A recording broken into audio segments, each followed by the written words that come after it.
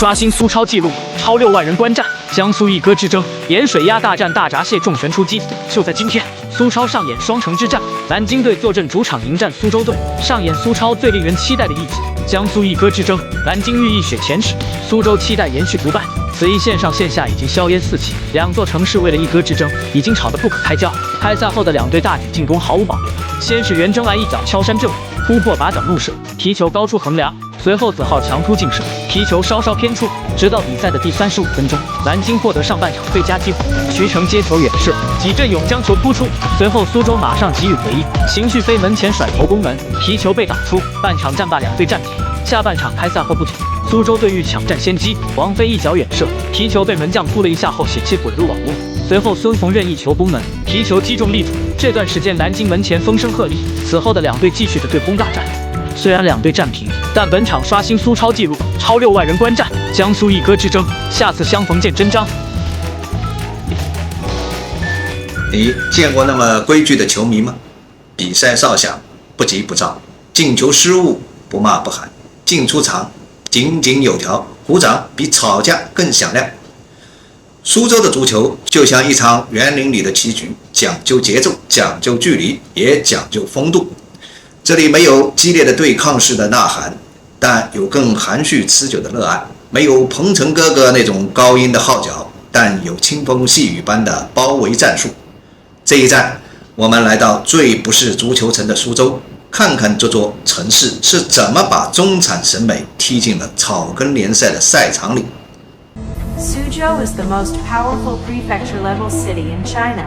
It is considered to be the representative of Jiangsu, with nearly 13 million people living there. When you come to Suzhou, you will be attracted by the ancient city here. It is crowded during the day, full of traffic, and drunk at night. Suzhou is the richest city in Jiangsu, with heaven above, and Suzhou, and Hangzhou below. This is Suzhou. Welcome to Suzhou, a city south of the Yangtze River. 苏州有个特别的地方，它虽然是宇宙最强的地级市，但身边没有真正意义上的铁杆小弟。不像南京有芜湖、马鞍山、滁州等跨省的亲信团，徐州也有临沂、宿州、商丘等淮海系的小老弟。苏州周边的昆山、张家港、常熟，一个比一个强悍，一个比一个不好带。哎呦我的妈！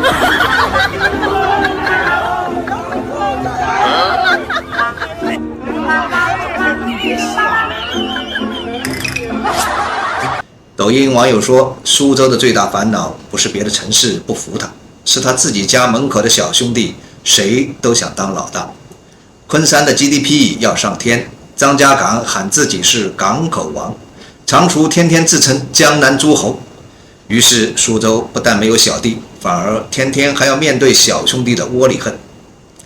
网友总结为，别人呢是带队打省运会，苏州是打市内冠军联赛，但也正因为如此，苏州才练就了一身自己扛的本领。没有谁来捧场，就靠自己踢出牌面；没有谁自动归附，就靠气质赢得尊重。这份孤傲也成就了苏州如今的强而不躁。苏州古称吴，地处长江三角洲腹地，是一座有着2500多年历史的文化名城。它是吴文化的发源地之一，春秋时期的吴王夫差在这里建都，至今仍留有虎丘、阊门、胥门等古迹。苏州是中国园林艺术的集大成者，拙政园、留园、狮子岭、网思园四大名园皆坐落于此，被誉为人间天堂。所谓上有天堂，下有苏杭。它的水系密布，小桥流水，粉墙黛瓦，孕育出柔婉的昆曲、精巧的苏绣和悠扬的评弹。更重要的是，苏州不仅美还强，这是中国经济最强的地级市， GDP 常年稳居全国的前列，是中国对外开放的窗口之一，也是世界上最大的制造业基地之一。苏州曾在清代长期作为江苏省省会，民国时期也短暂担任过省会，长期以来一直是江苏的文化与经济重心。江苏，江是江宁府的江，就是现在的南京。苏是苏州府，讲的就是现在的苏州。而今的苏州已从无门望族成长为世界工厂。它既有历史的文脉，也有现实的筋骨，是最懂得兼容并包的城市之一。很多人对苏州的印象还停留在园林城市、小桥流水、古典评弹，但真正了解它的人知道，苏州早已不是江南小镇那么简单。这是一个 GDP 全国第6的城市，一个制造业占比全国第1的工业重镇，一个民营企业高度活跃、科技创新能力极强的经济强势。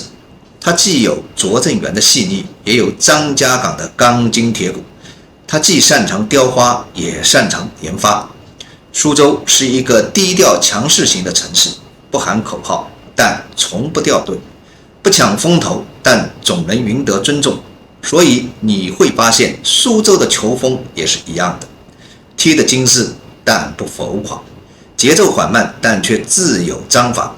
比分往往不高，但战术压得很稳。网友调侃说，苏州踢球就像冲了一壶碧螺春，前5分钟品味，后80分钟回甘。这话呢，虽然是玩笑，却也点破了苏州足球的风格内核，不是为了爆点，是为了节奏，不是靠冲刺，是靠谋局。他踢的不只是球，更是一种沉的性格。毕竟这可是宇宙最强地级市。凭什么我们是菜无三傻啊？你们 GDP 多少啊？就是，哎，你怎么不说话？他们都看不起我，偏偏我不争气，无人扶我凌云志，反正也上。你这是认命了？至少文旅局挺高兴的。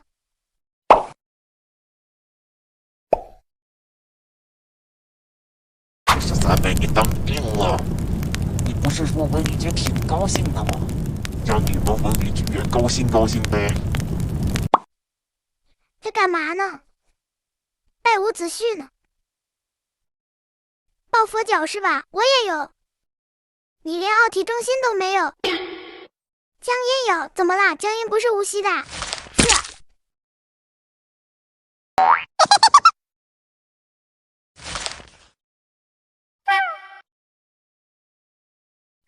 笑啊？怎么不笑了？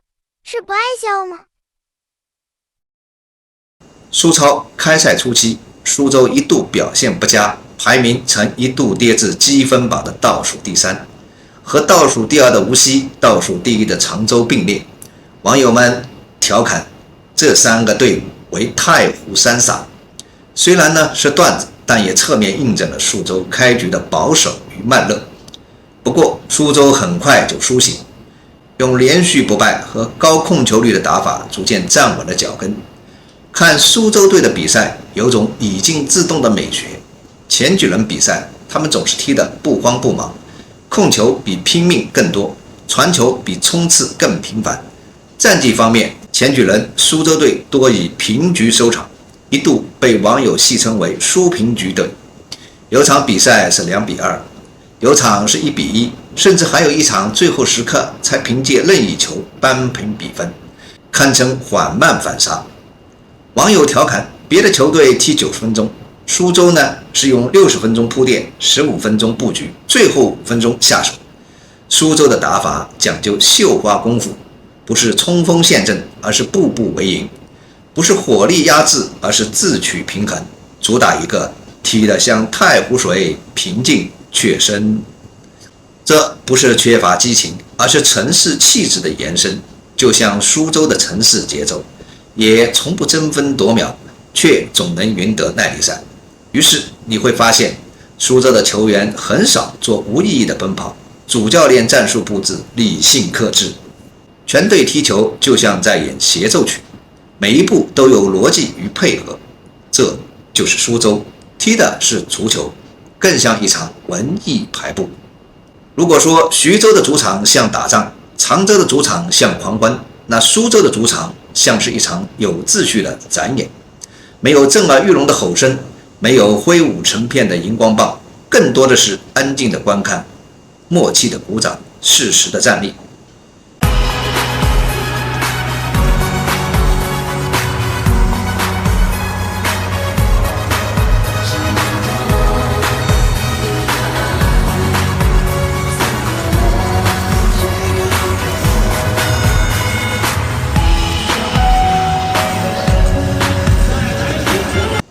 苏州奥体的观众数字被网友高度评价，像看了一场球，也像逛了一次博物馆。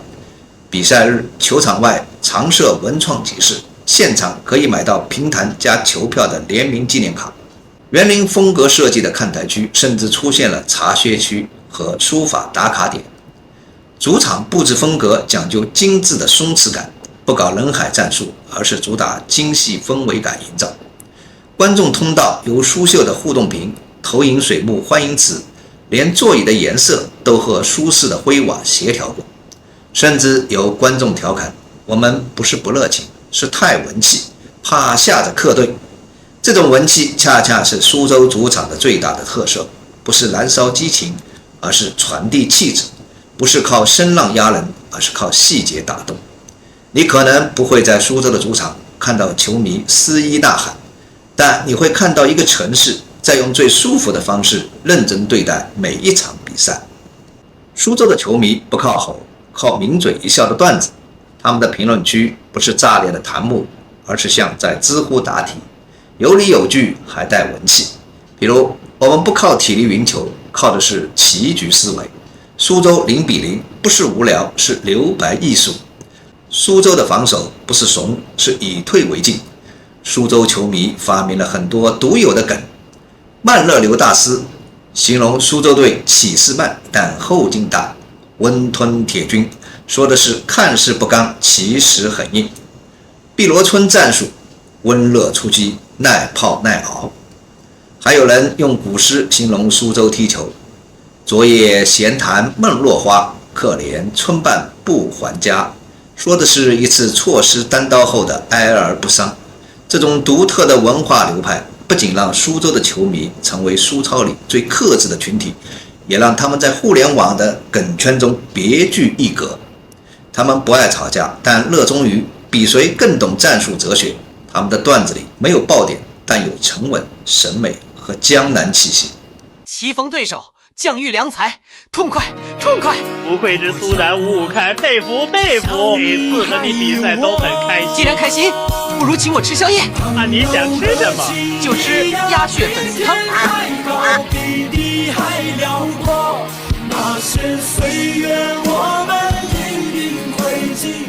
在苏州的比赛中，最具看点的一战，非对阵南京莫属。这是一次文气对牌面、慢热对声量的省内德比，也是一场被300万人围观的焦点对决。在这场比赛中，南京和苏州战成了0-0平，现场到场人数高达60396人，刷新了苏超开赛以来的单场上座纪录。整场比赛节奏紧凑，对抗频繁，但双方都保持了极高的战术克制与防守质量。苏州球迷说：“我们不赢你，但我们不输你。”这场比赛之后，苏州继续保持5轮不败，战绩为第一轮2-2平宿迁，第二轮1-1平无锡，第三轮1-1平连云港，第四轮3-0胜扬州，第五轮0-0平南京。虽然不是火力全开型的队伍，但苏州用一场场低调的拿分稳步前行。而这场与南京的德比也成为网友眼中的最像象棋对局的比赛，一方沉稳持重，一方气场拉满，观众看得像在听一段昆曲对评书。这是苏州在苏超里最完整的一次自我的展现。这场宁苏对决也催生了新的苏超名梗：南京赢了苏州，后面全输都行；苏州输了南京，后面全赢也白搭。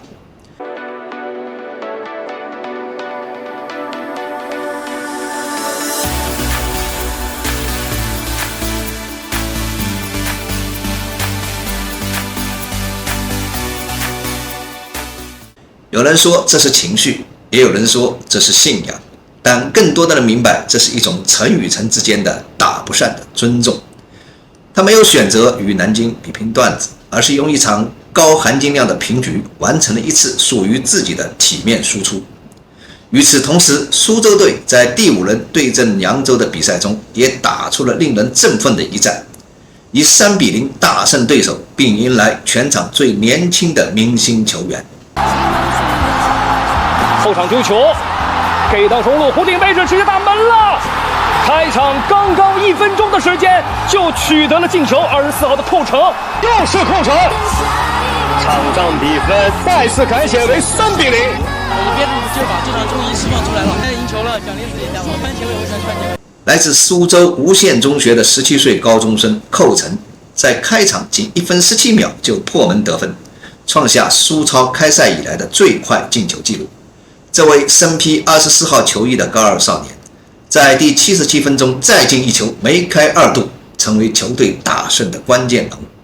此外，这场对扬州的比赛还有一个特殊之处，它在昆山市的奥体中心体育场进行，这是江苏省内的首座，也是唯一一座通过国际足联认证的专业足球场，最多可容纳 4.5 万人。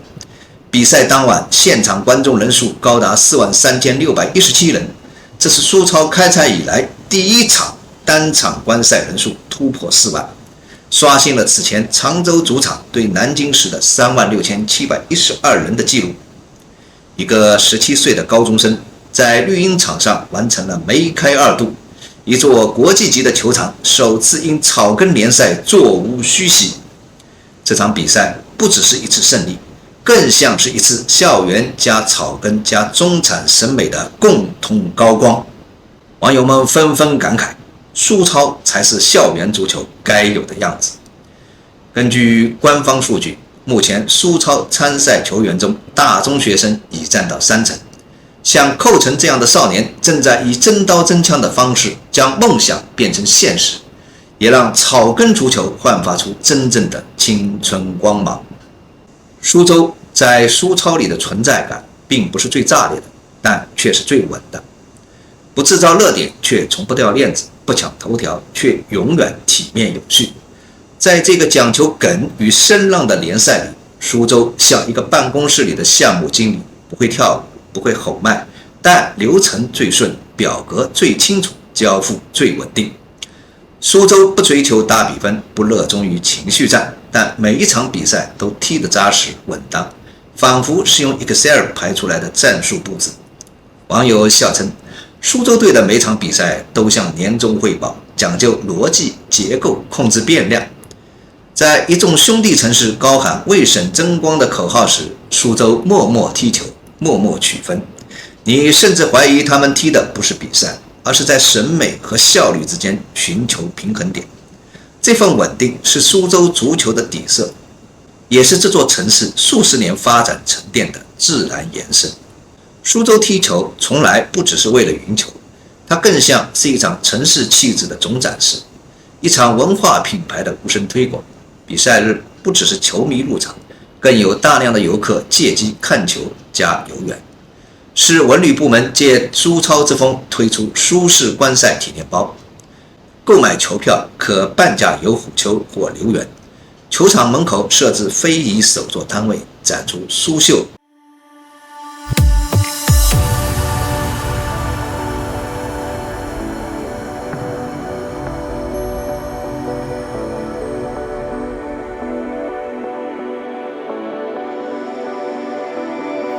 克斯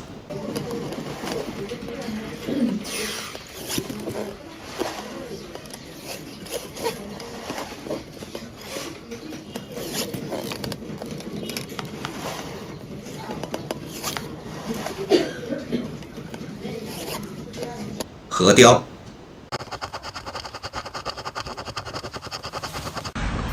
我每次涨1个粉，然后我就要进去看是谁关注我了，那么有眼光，然后谁给我点赞了，那么有眼光，然后谁给我评论了，我要看看要不要回复他。